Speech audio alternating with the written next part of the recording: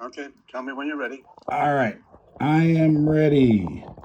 All right, everybody. We got Okay. Dr. J here, and I am very honored to have with me Mr. Bob Hall. He was so gracious. I told you all the tragic tale of me and my horrible fate with technology, but explained the situation to him. He was happy enough to give me another chance, so I greatly appreciate that.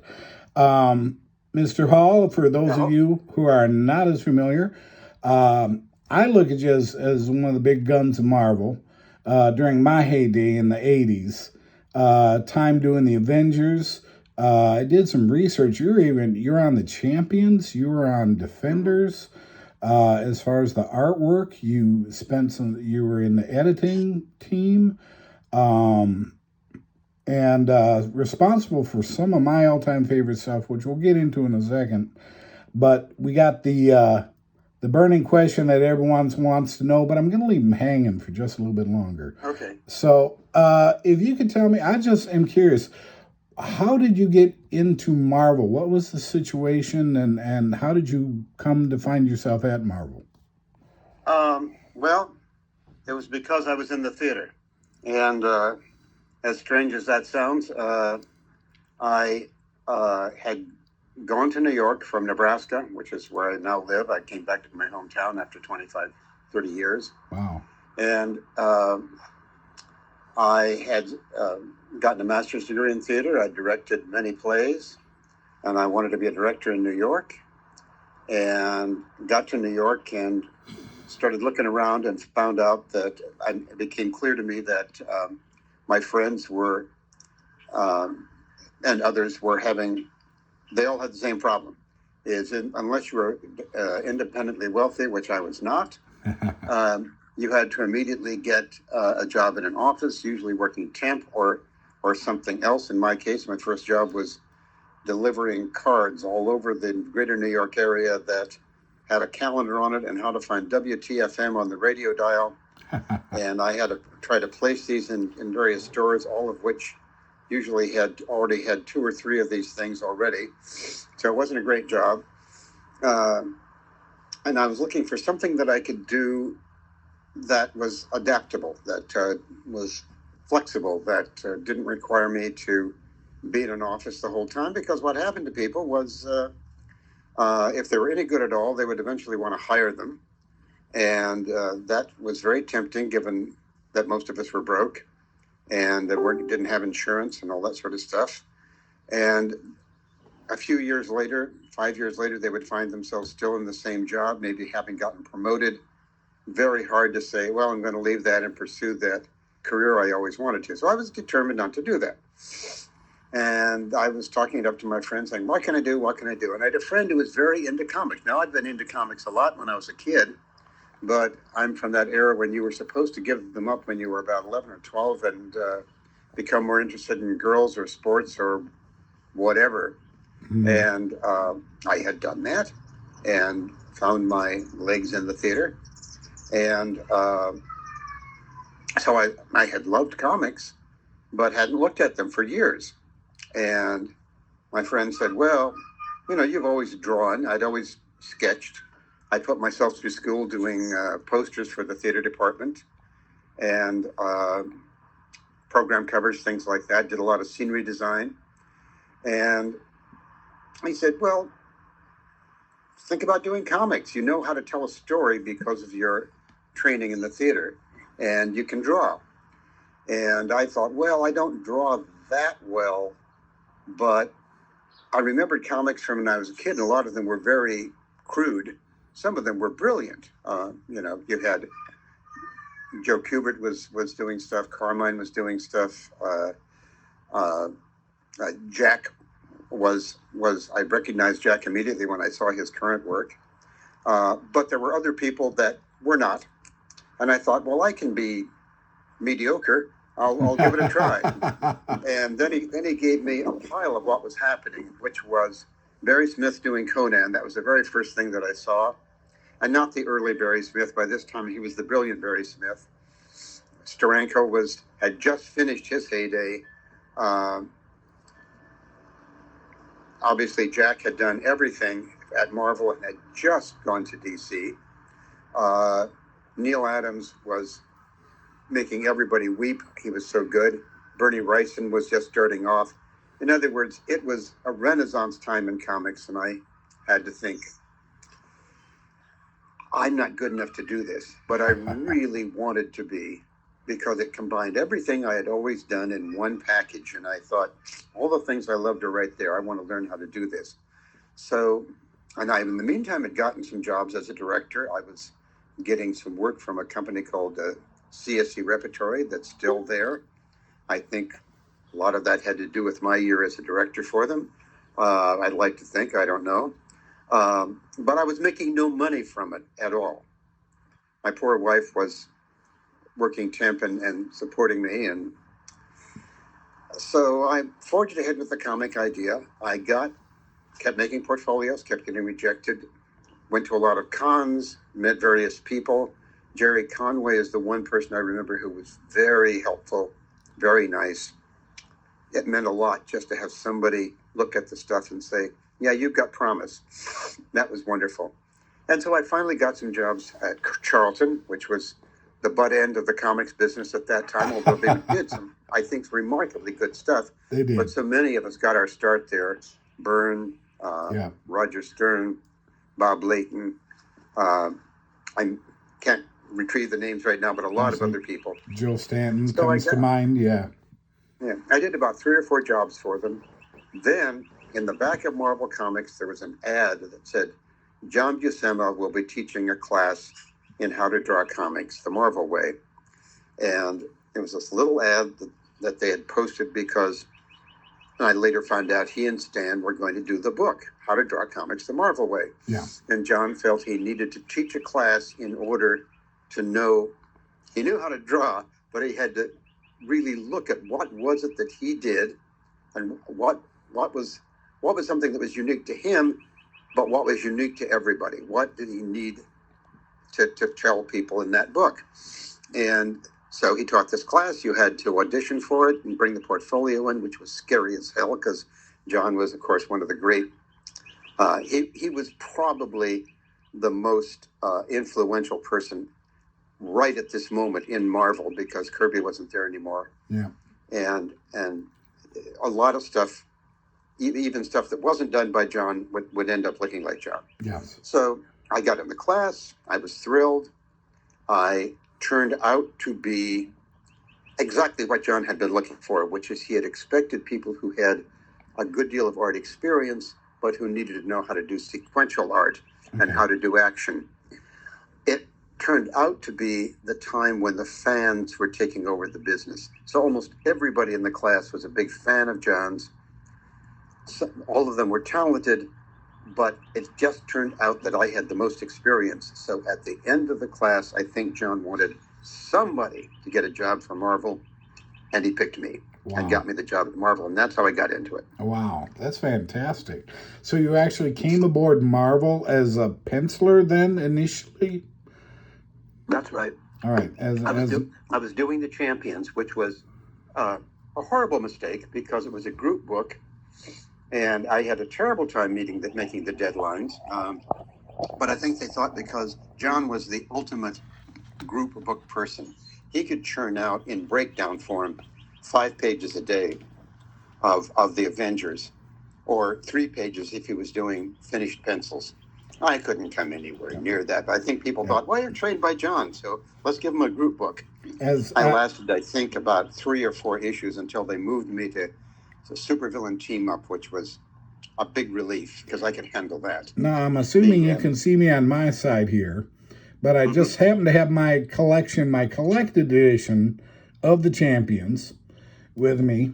I did a little research before we got together today, and like I say, I have to say when I met you the other day, it was very much with that pointed question that I will come to later. But as I got to do the research, I was just blown away that I guess it's like I say, you're a name that I had seen on the credits, but had just kind of had forgotten was there. But this one came to mind. This was the 3-issue run with what was his name? I want to say Rampage. Rampage. And I remember it well because this was not too long after I really started getting into comics myself. Champions #1 had just come out, and I checked this out. And the other one that I just absolutely love, and I actually have this this book. You also you had a hand in. This is Bill Mantello, right? Matlow. Matlow. Thank you. And you had a hand in creating the, I guess, what have become known as the Soviet super soldiers. Correct? Yeah. I always liked Paul McCartney's Magneto and Titanium Man song because I had just done them in the Champions, along with I think Dark Star was she was a Russian character as well, Soviet character. Yeah, that was, like I say, and they have gone on. I mean, they've lasted all these years fantastically. Dark Star, I think she spent some time in the New Defenders at some point.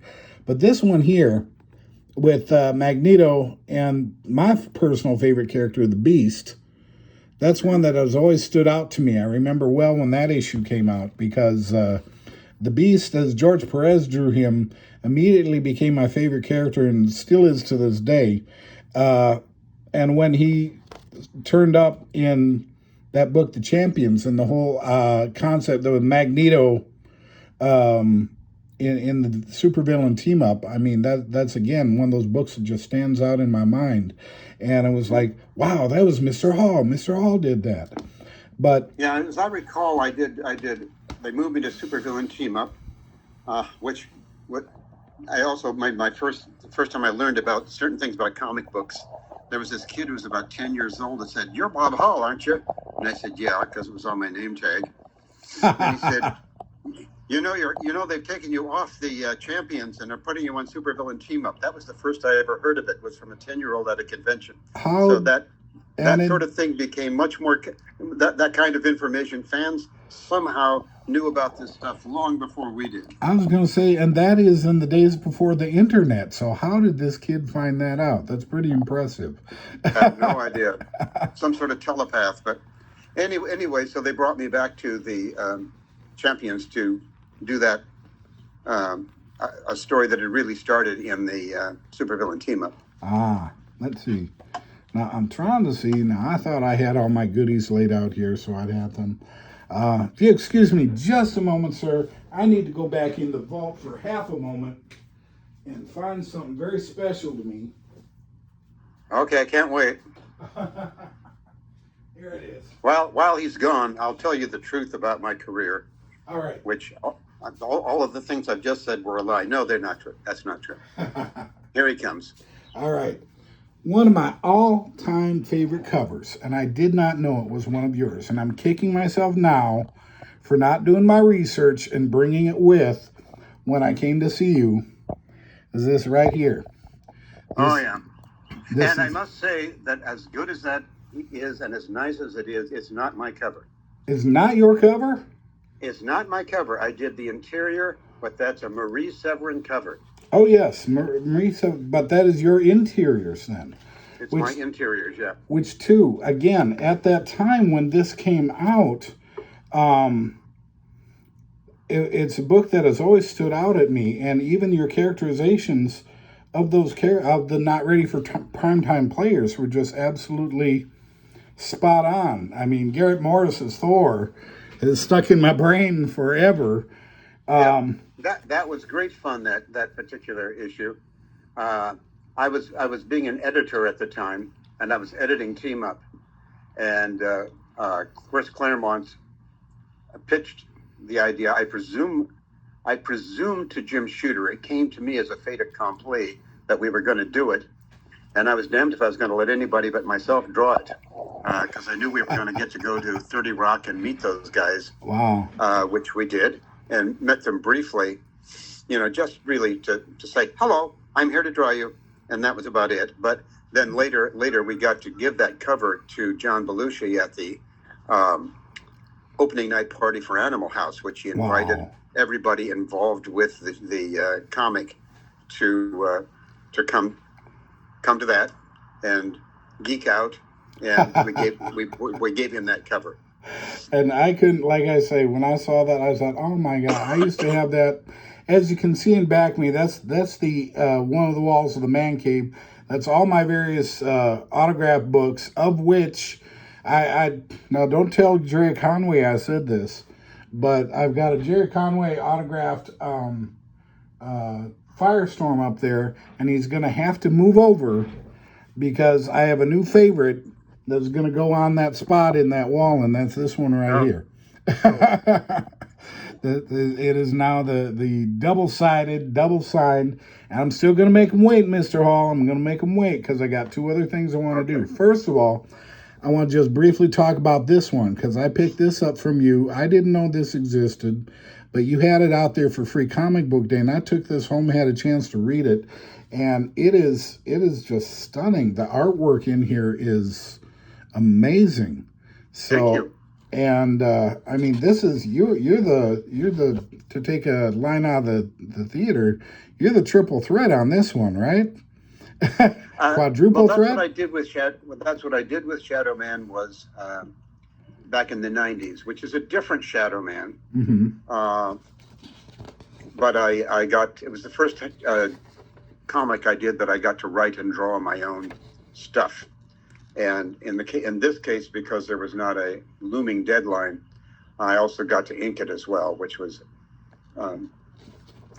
glad to have something out that's really mine. So if you get a chance, take a look at it. If you have some money, I'm taking offers. I've got the whole thing, all the pages, and I'd love to sell them. So I'll just throw that out for what it's worth. Now, I'll tell you what, like I say, I sent you my link on the Vintage Vault, and if you join the group, feel free to send a plug out there because there's plenty people be interested in something like this. But I have to say, I mean, this was just a fantastic read. I'm not much It was really fun. I'm not much on new comics, Mr. Hall. I won't lie. A lot of new comics today. We had this discussion the other day about how the art style has kind of changed. And for me, an older fan, it doesn't do much for me. But this thing here just really, it struck a chord. And I got to really give you, big kudos on this and recommend it to anybody that sees this tape that they need to find this one, track it down because it's really, really good. Okay. Yeah, it was an origin story that has to do with the new Shadow Man game. And so that character is not exactly like the character that they've been doing at the new Valiant, and was not really like the character that I did back in the 90s, except that the one that I did in the 90s played the saxophone, and so does this guy. And a lot of the story could revolve around the saxophone, which was kind of fun. I'm trying to think. I got just a couple of more things I'm going to bop on before we get to the matter at hand here. And that is that I was looking at some of the Avengers issues that you had a hand in, and I happened to find two more that I had on hand. And I noticed in this story, this is, again, a nice build-up story that they came to, and this is what was kind of building up in those early days of the West Coast Avengers. But you, sir, are apparently, I had a post recently about which Hercules costume looked better, the classic, ancient Roman whatever skirt version that he wore, or the harness thing that John Byrne designed for him later. And I was always a fan of the skirt version, but apparently you, sir, are responsible, at least in part, for the destruction of that skirt costume, according to this particular issue. So you had a hand in that, sir. Is that correct? I do not remember that. I'll have to look at that issue again. But I can say that anything was better than when he wore the jumpsuit in the Avengers, which I always thought was just strange. I think there's a shot if I can get it right up there real close. I think I can get it. Where is it? It's right there. Yes. There he is. He's Yeah. He fought the Blood Brothers. Oh yes. Okay, great. That must have been the writer wanted that to happen. It must be. But it was great to draw. I enjoyed drawing that, and felt I'm certainly proud of my earlier run, but I thought I was just a better a better craftsman by the time I got to the absolute vision. Now, the other one you've had a villainous hand in, and this kind of leads us into our next to the big question. But I was looking again at the issues that you had, and I also, like I said, about 3 months ago, or it was longer than that, this past summer, I had a chance to meet Jim Shooter at one of Showcase's other conventions. And I had a various stack of books that I was having him sign, and he had a story for each and every one of them. And we got up to that two-part story in Avengers with Moondragon, where Moondragon has taken over a planet. And I asked him about, wasn't it kind of unusual? I mean, she was always kind of on the conceited side, but to have her take over a planet, where did that come from? And he kind of talked about it a little bit, which was, it was a really cool story. But then I see in that story, the original Drax the Destroyer gets killed by his own daughter. So you, sir, not only did you destroy Hercules' costume, but apparently you had a hand in the demise of Drax the Destroyer? Or shall we just say that was the writer too and let it go with that? But that was definitely the writer, and I haven't reread that issue in a long time. I've forgotten about that. So sorry if you're a big Drax fan. I guess I killed him. No, the Doctor is kind of known for his deep, obscure dives. That's just what I do, because my superpower is this memory for all these comics. I've read them so many times and remember all the little gory details that most people have long since forgotten or never knew in the first place. But now that leads us into the subject of working with Jim Shooter. We talked a little bit the other day about how you started out kind of as part of his editorial team, how he asked you to come on board as an editor. I want you, if you wouldn't mind elaborating a little bit more on that kind of phase of your career. Jim had okay. The backstory to that helps the whole story is that I had just, with another guy named David Richmond, who unfortunately passed away about 7 years ago, we wrote a new version of Dracula, and it ran off Broadway. It was a hit. We didn't expect that, but it was a hit. It ran off Broadway at the Cherry Lane Theater for 2 years. And Jim saw it and realized that I was at least literate. and he loved the idea of people bringing other media, other art forms into comics. And so that was very appealing. So when he became editor-in-chief, his first big essential job was to get all the books back on time because they were so late. And part of the reason they were late was what they called the writer-editor system, which had evolved after Roy Thomas left being editor. A lot of the top writers became their own editors. That included Marv, Wolfman, Len Wein, Roy, and other people as well. I think Jack, when he had come back to Marvel by that time. And the problem was very similar to what happened when the Image guys started doing their own stuff and being in charge of their own deadlines. Everything got late because there was nobody there to say, we don't care if you need another 2 weeks to figure out how to write that story. You got to get it in today. And that was just essential. Things were like 6 weeks, 2 months behind. I'm not going to get into the business. That's a good thing for you to ask Jim about sometime. He understands it much better than I do. But the nature of the business was such that if you didn't make the deadlines, it was not just that fans would go to the not comic book store at that point. At that point, it was still the drugstore, and that they'd go and okay, their favorite comic would be a bit late. That was too bad, but not critical. What was critical was just distribution, getting it done, and there was an enormous financial price paid if things just didn't come in on time after they'd been solicited. So Jim's first thing was to decide he needed sub-editors, because Marvel had always been run by one editor-in-chief, believe it or not, Wow. who did the whole thing. And I'm sure that stress of that kind of job is one reason that Roy decided to step back from that.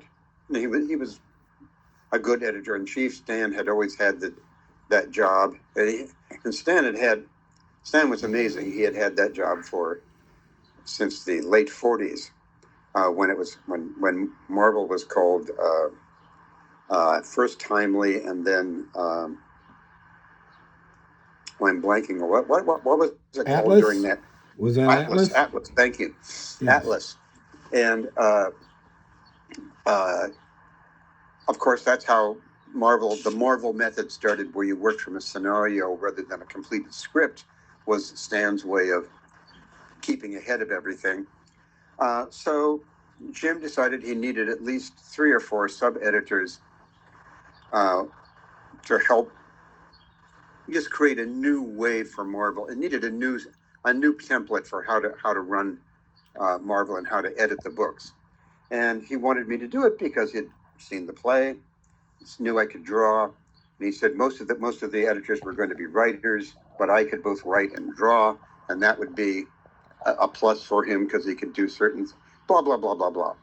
And I kept turning him down because I had this play running.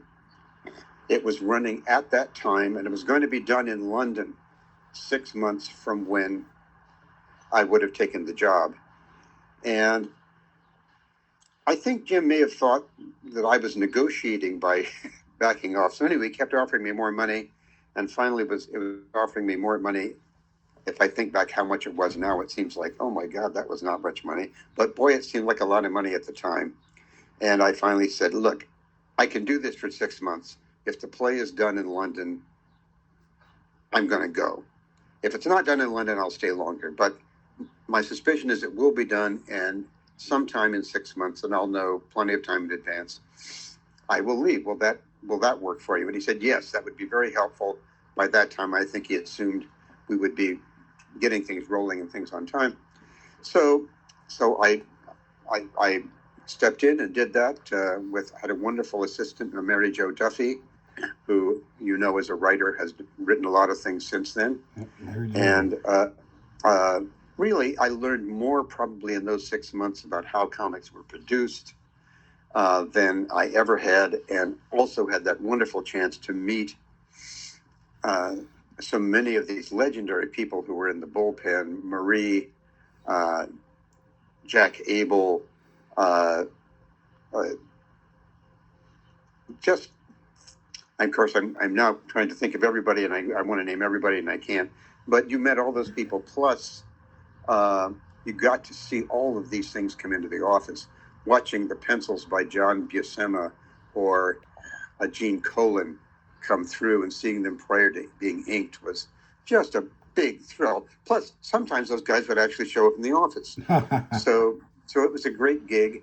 The only bitch I had about it was that while everybody was behind, and I had plenty of reason to give them phone calls and talk to them, Jack Kirby, I was editing Devil Dinosaur. Jack Kirby was, of course, 6 months ahead. So I had no reason to talk to Jack at all, and I would have to make up reasons. He was in California by that time, and I would have to make up reasons to call him occasionally just so I'd never met Jack. I never did meet Jack, but at least I got to talk to him a few times. Well, I tell you, we talked a little bit about, I have another question as far as Mr. Shooter and the editing process, but we talked a little bit about some of the other people, because this was that particular era of Marvel, particularly when these were coming out. You had the John Byrne and the Fantastic Four. You had the Frank Miller Daredevils. You had Bill Sienkiewicz that we talked about. Just all these other creators just coming to the fore, their heyday, if you will. Like I say, that 80s heyday. Yeah. You would talk to me a little bit about Frank Miller and Daredevil, and kind of how you had a hand in getting him rolling on that particular character? Well, I had a very minimal hand in it. That was really Mary Jo, who had met Frank, knew saw his potential, and Frank really wanted to do Daredevil, and Joe, I had gotten things running smoothly, and I was trying to, basically trying to get ready for my passing it on to the next editor, who turned out to be Al Milgram, and getting ready to go to London. And about that time, she's saying, "You got to do something for this guy, Frank Miller. He's just great.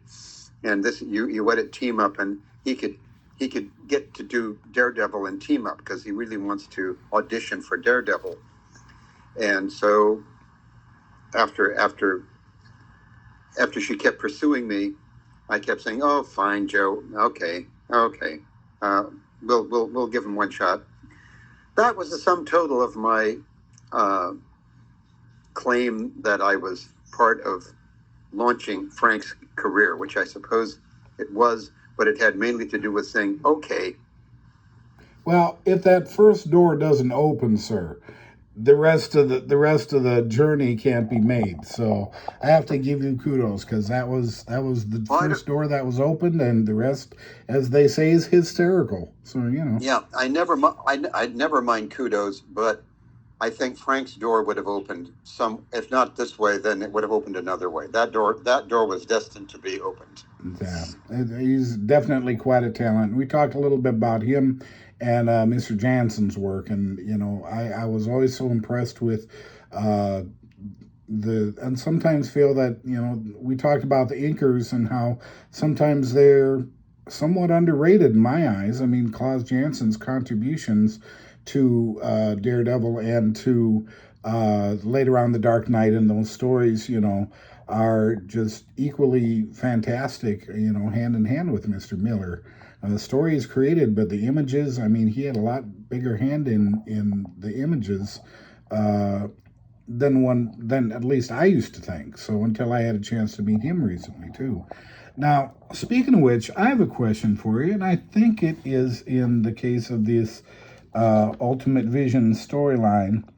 It says here it credits you with breakdowns, and then it says Joe Sinnott did the finishes. So what is a breakdown exactly? I've always kind of wondered. A breakdown is a line drawing without shading, without lighting or shading. Sometimes you may do a little bit just to indicate something if you feel that it's just critical to the story. But it's a way of producing a book.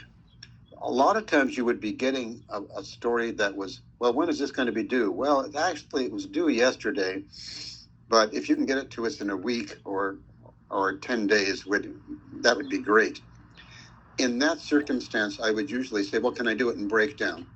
And if you had the right inker, doing it in breakdown could be terrific. For instance, if you had Joe Sinnott, there's not a lot of reason for you to do a finished product for Joe. I mean, it's nice if you do, but it's going to come out well.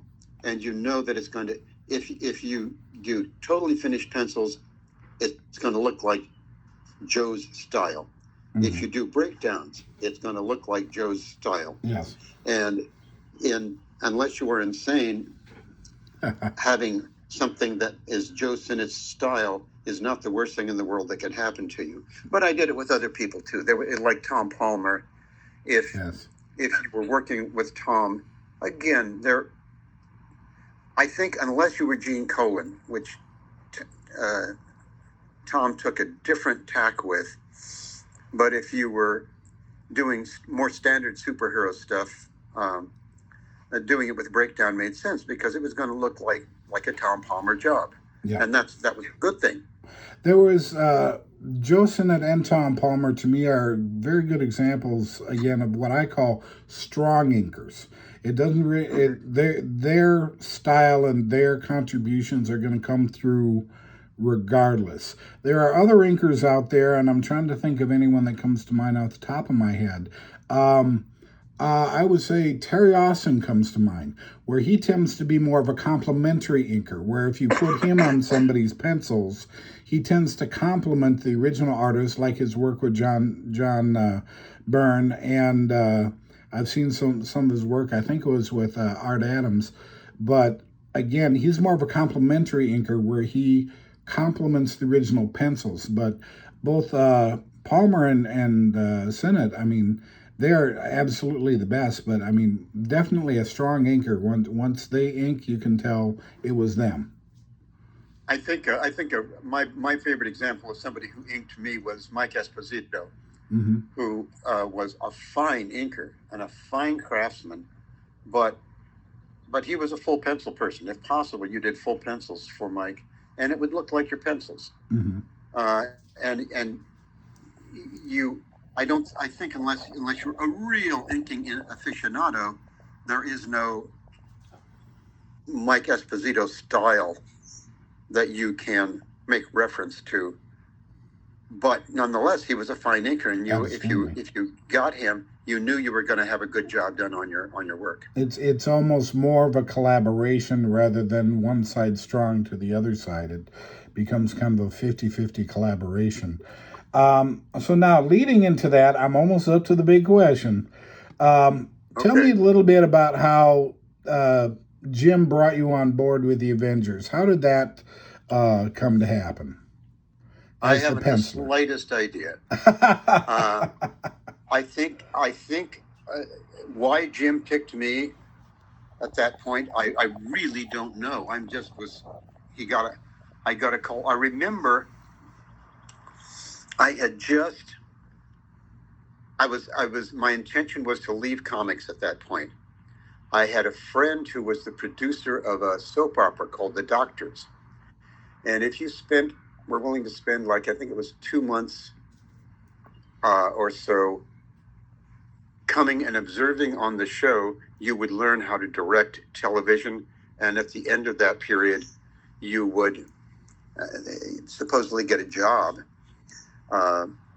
And my friend, I think because he was my friend, although this pissed me off, when the time came for me to get the job, he said, I can't give it to you yet because we're all of a sudden we had a couple of writers quit and we're stuck for writers. So I need you to fill in till we get new writers, and then I'll let you direct.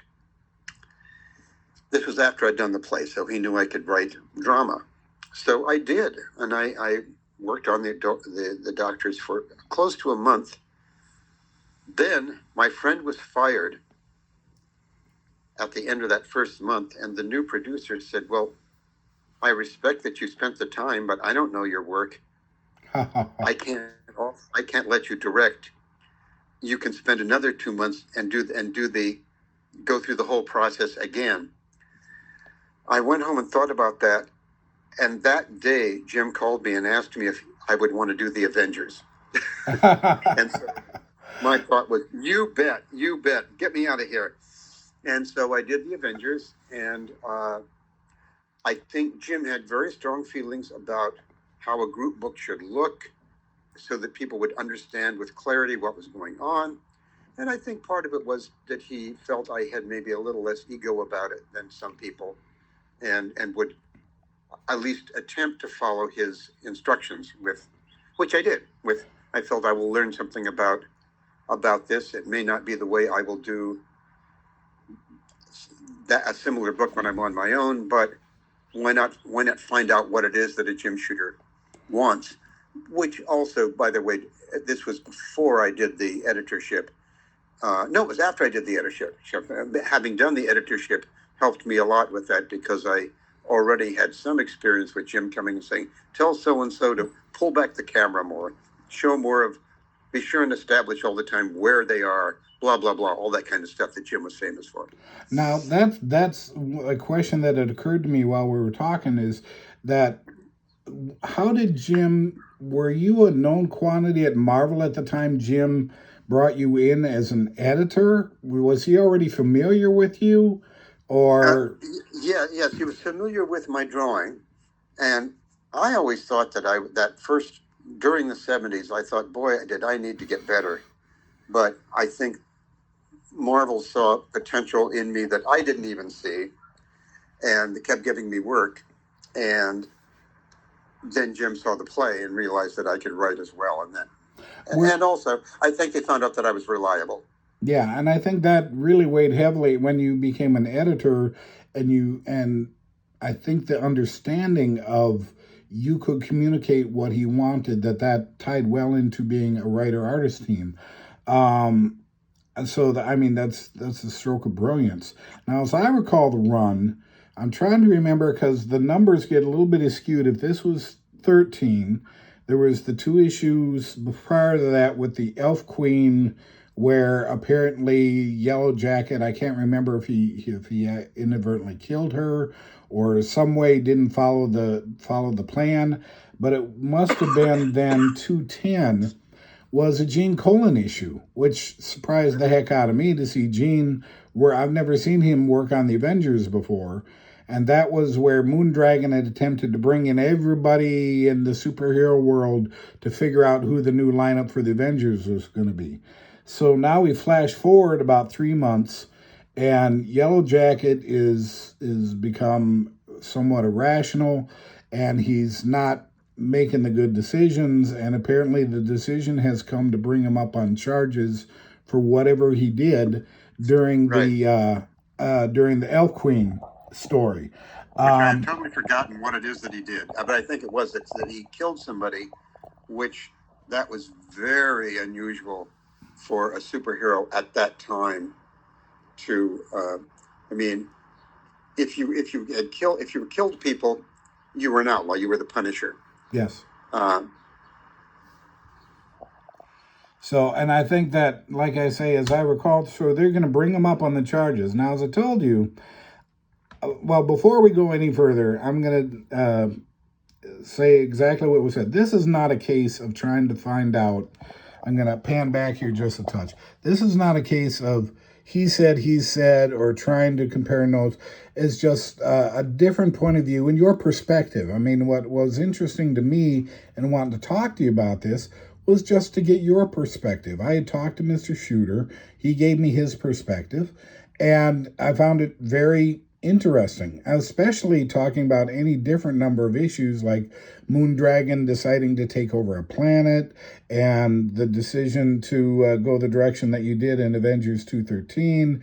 And, you know, he had fantastic stories behind each one. So I was very interested in meeting you to be able to just ask your perspective to see how it was similar, how it was different. But it's not a case of one person being right or one person being wrong or anything like that. But this is just a case of wanting to hear your recollections and your memories of this story and the way it went. I'm going to flash it here on the screen so everybody can see. We're getting into it. This is the court-martial of Yellowjacket.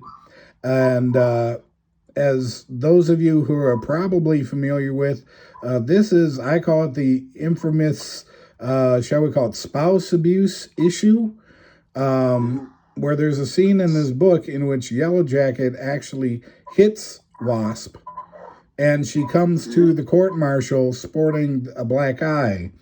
And at the time, it was jaw-dropping that, you know, to see something like that, particularly with known superheroes, so well-known superheroes, that, like I say, it was interesting to ask, you know, what made that decision? How did that go about? And, well, let's just say a version of the story has been out there, has been circulating, that said that it was not supposed to be quite as dramatic. But I'm going to tag off at this point for you to tell us your recollections of the story. So okay, so let me just set the stage a little bit more. In the story, Yellowjacket has had something of a mental breakdown, and he knows he's going to be on trial.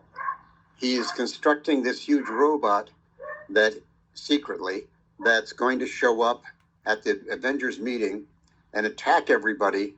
And because he knows the secret of how to turn it down, he will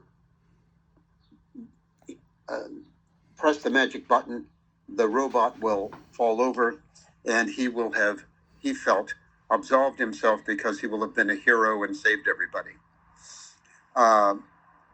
Now, that's kind of, yeah, really, and that's intentional. That Jan hears him telling her what he's going to do, and she says, "You can't do that, Hank. I can't let you do that."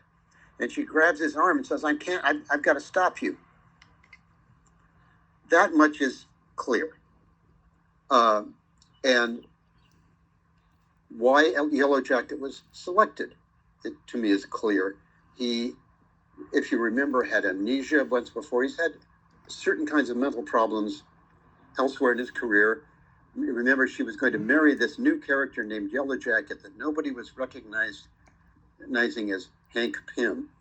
I think that's because all of the superhero faces in Marvel for a long time looked exactly the same, and you could only tell them apart by their uniforms. But be that as it may, and the color of their hair, but that goes under a cowl, so a lot of times you can't even tell that. And he was set up to be a logical person if you were going to give a hero mental problems. And all of the, as I think I said to you last time, I think when we talked before, it seems like all of the marriages that were involved superheroes at that time, while characters in Marvel were being developed, and that was Stan's gift, that Spider-Man had troubles. People had trouble with they would interfere with his job. All of the Marvel characters had to confront problems about becoming a superhero that would have been just playing as if there were really superheroes, wouldn't there be this problem or that problem or the other problem? But when it came down to marriages, it was all leave it to Beaver. It was like 50s television. All marriages were happy. Jim felt that this was a take that was fertile ground for doing something new in comics. So he had their marriage fall apart. And that in itself was pretty shocking to a lot of people. But then when Jan says, "You can't do this," what I remember is that in the script, he slapped her. I'll get to that in a second. And I mulled all of this over. How should it be? Should it be a Neil Adams slap, which could be very subtle, but man, I remember when I first got the job, I went into Stan's office and he would stand at his desk and tell you how dynamic Marvel was, and that if you had somebody punch somebody, don't look at a boxer, look at a tennis player, and think of that being a fist at the end holding the racket instead of just the handle of the racket. That was the kind of action. And so I remember staying up all night thinking about how should I do this? What should I do with it? And finally decided they're superheroes. I need to have him wallop her. And I did. And knocked her down. And as you said, these are people who solve problems through violence. So it makes sense. And so it made sense to me.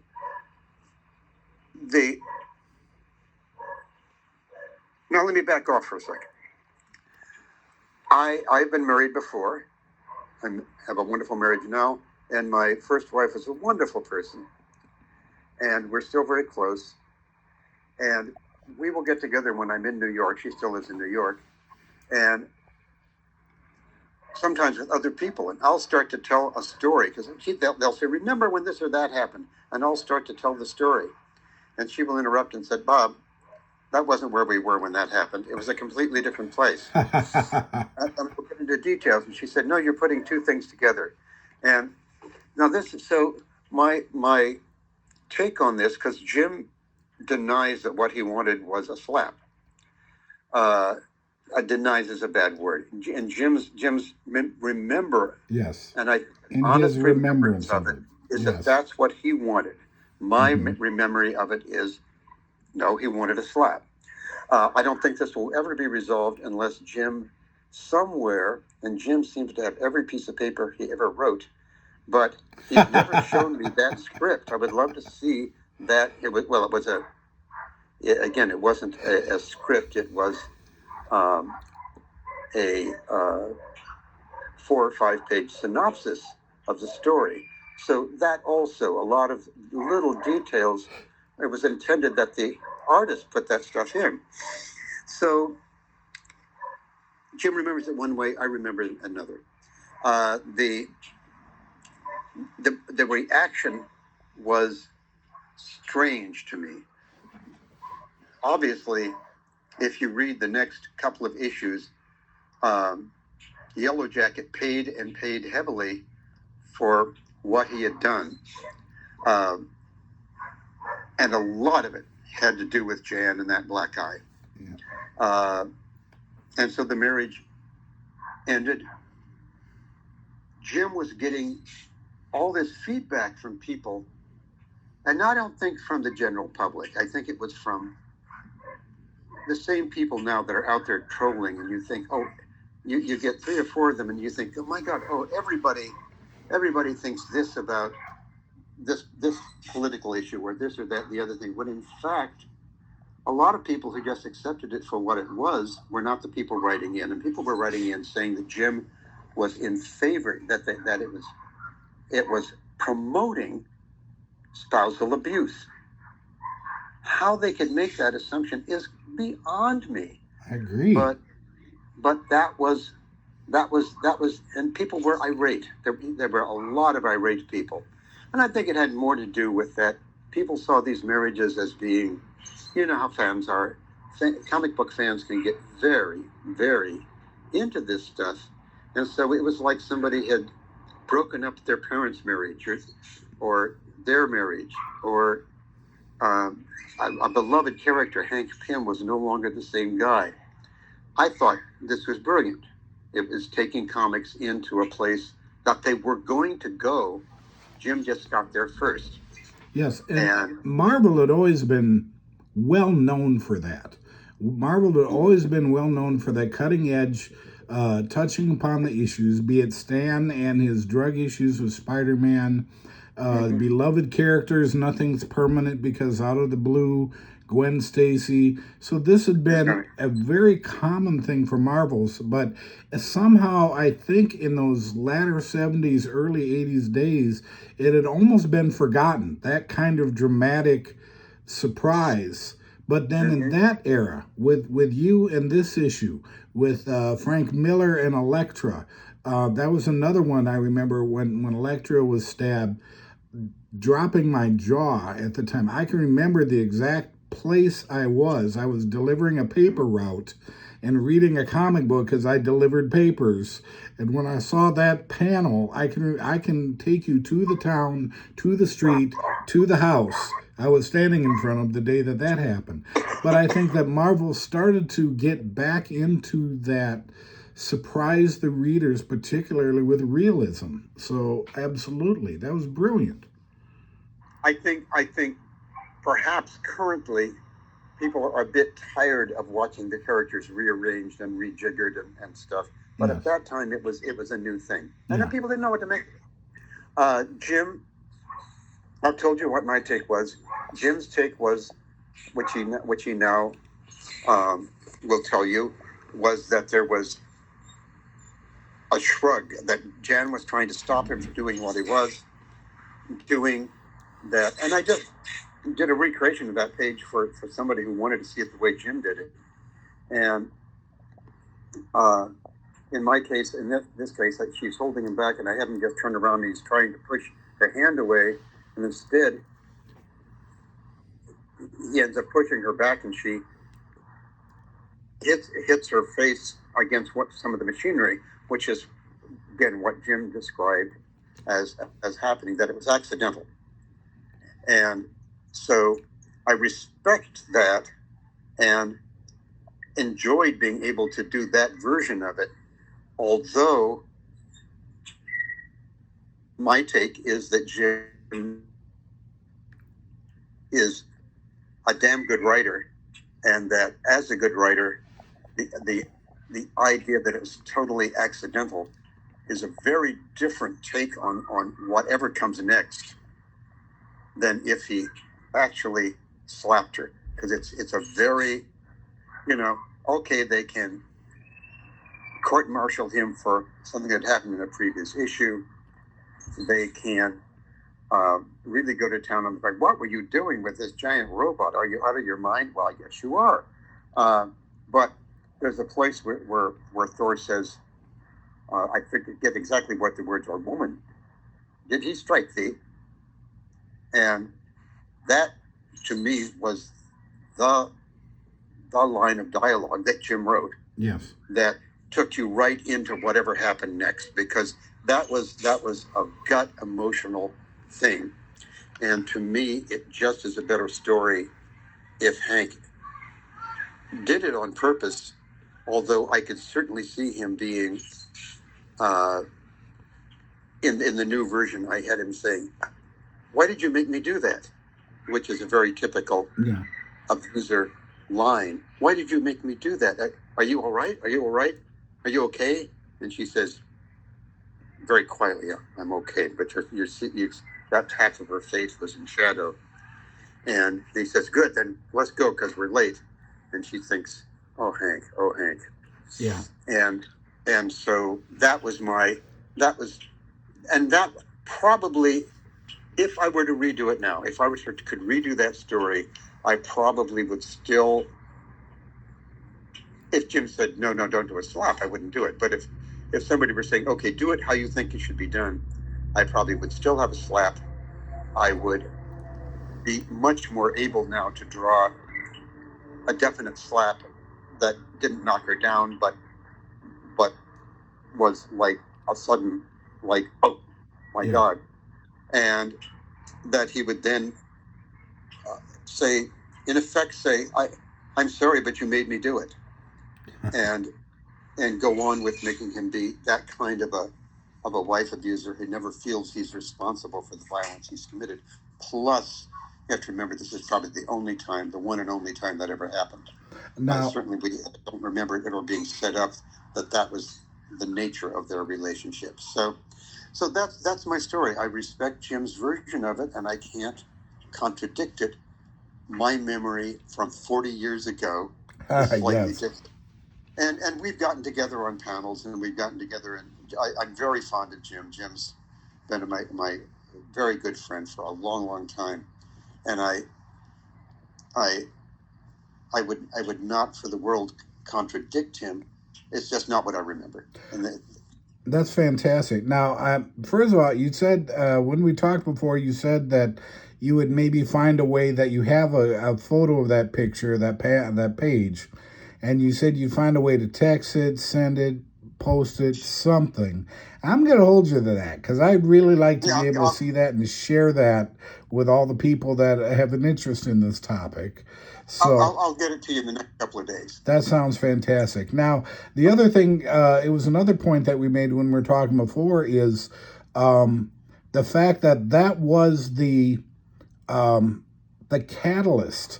That event, as controversial as it was a catalyst for the development of those characters for years to come.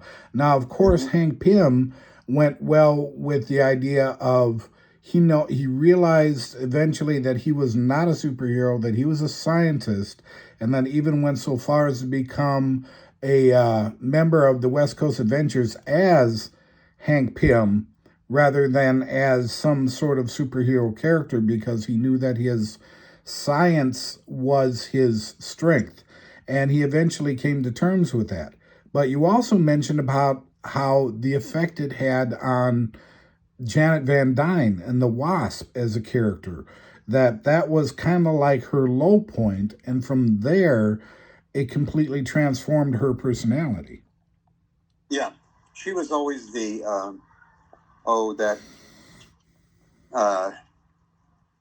getting back to Leave It and Beaver, the apocryphal wife from the 50s who would put on high heels when she was cooking her husband's evening meal. And that was the nature of Jan. She was that perfect little wife. That changed, and eventually she became the leader of the of the Avengers, and I was still drawing it at that time. And I again, I don't know how Jim remembers it, but I remember him talking to me about who should be, and he made the final decision, but who should be the leader of the Avengers. And I said, it should be Jan at this point with everything she's been through. She's been there longer than anybody else. I was going to say. Except the first, at least in that first wave, she was part of the original. She was there at the beginning, and she deserves her shot at it. So. Well, and I think as a leader of the Avengers, when one thinks of the Avengers leaders, I think the first person they're going to say, Avengers leader, Captain America. But I have to say that the number 2 on that list is probably Janet Van Dyne, the Wasp, because she too has been that leader for a long time, and she has, even when she wasn't the leader, shaped the direction of the team so much as the years have gone by since that day. And so, like I say, one may look upon it as something that was controversial. Some may even see it as wrong. But in the long run, its contributions to those characters far outweighed that momentary controversy that they had in those days. Yeah, I was very pleased to eventually, in the later 80s, got to do the graphic novel Emperor Doom with David Michelinie. Yes. And we again Jan had a very key part to play in all of that. And being able to draw her about 10 years removed, no, not quite 10 years, but the better part of a decade removed from that, and see where she'd gone was fun. I enjoyed it. All right. Well, I'm about to wrap her up, sir, but I'm gonna ask one more question just because we talked about Wasp. But who would you say? You can go Marvel and DC. You can do both. Who is your favorite character to work with, and why? My favorite character, Dr. Doom, as far as Marvel was concerned. Now, my favorite character is Shadow Man. It was my first shot at writing and drawing my own stuff. I was able to reboot him, and was kind of left alone to do stuff there. I really loved it, and I loved drawing him. But as far as Marvel and DC is concerned, it's got to be Dr. Doom. I love him because he was, first of all, he didn't look like anybody else. And I'm going to flash that book one more time. Shadow Man, here he is. I think he's a character with a lot of depth, which I think we found in that Emperor Doom thing, the various aspects of his character that was more than just a villain, more than just a kind of dumb-looking villain. I think somewhere in there he began, and in Secret Wars before us, he began to take on that nobility quality, which is so important to his character. I had a thrill from Emperor Doom that it was all about, he finally succeeded in taking over the world and did a damn good job with running it, and did the right stuff. Like at that time, apartheid, it still existed in South America. He ended it immediately, and the Russians were still in Afghanistan, and he pulled them out immediately. And but nobody had free will, so it was a real problem. And years later, there's a guy named Leonard Pitt who operates out of the Miami Herald, a editorial writer, has a great columnist, and he was in my local paper, and this has probably been maybe 8 years ago or so, and he, which I read because I read it about every week, whether it would be one of his things, and he started quoting Emperor Doom. And I thought, I was so thrilled that I wrote him a letter, and he got a letter back, and we corresponded a little bit. But that was it was one of those things that made an impression on people, and I really treasure the work that I did, that I feel had some of that quality to it. I have an entire run of all those graphic novels, and that's always one of my favorites, is the Emperor Doom. So I've always loved that one. So anyway, I'm not going to take up, we haven't even scratched the surface on the West Coast Avengers, but you know what? I'm going to save that for West Coast Avengers. But I said, We'll have to do it again. That's right. I would love to do it. And like I say, we do this thing called the vintage virtual room, which is basically what we do here. I sent you the link for that. It's on Google Meet, and I do it every Friday at 7:30. And it's just if you're not doing anything, if a person is not doing anything on Friday evening at 7:30, you go to that link. I put it out on the various pages and send it out, and you click on it. And rather than having a show where you have one person talking and someone else trying to type in chat comments, you get real-time conversation, much like we're having right here. And if that's much easier. Yeah. Yep, That's a lot better. and if you get 5 people there, you got 5 different people talking about things. If you got 6, you got 6. So that's something we do every Friday. And if you're ever feeling froggy, sir, you're certainly welcome to jump aboard. I know my mainstay crew, I call them my magnificent 5. They're always on hand every Friday, and they would just love to field questions at you too, I'm sure. So anyway, I thank you very much for. I will do that. I promise you. I'll get a hold of you and check in about how to get on it and everything. But I will do that. I would love to see you there, sir. All right. Well, thank you again very much for your time and for making up for my strange technological error. And once again, Mr. Bob Hall. Marvel Steadfast. I call him heavy hitter. He wouldn't call himself a heavy hitter, but I'll call him a heavy hitter. With the tales I'll take that. With the tales of the days when I loved comics. So thank you very much for your time, sir. Enjoyed it. Thank you so much.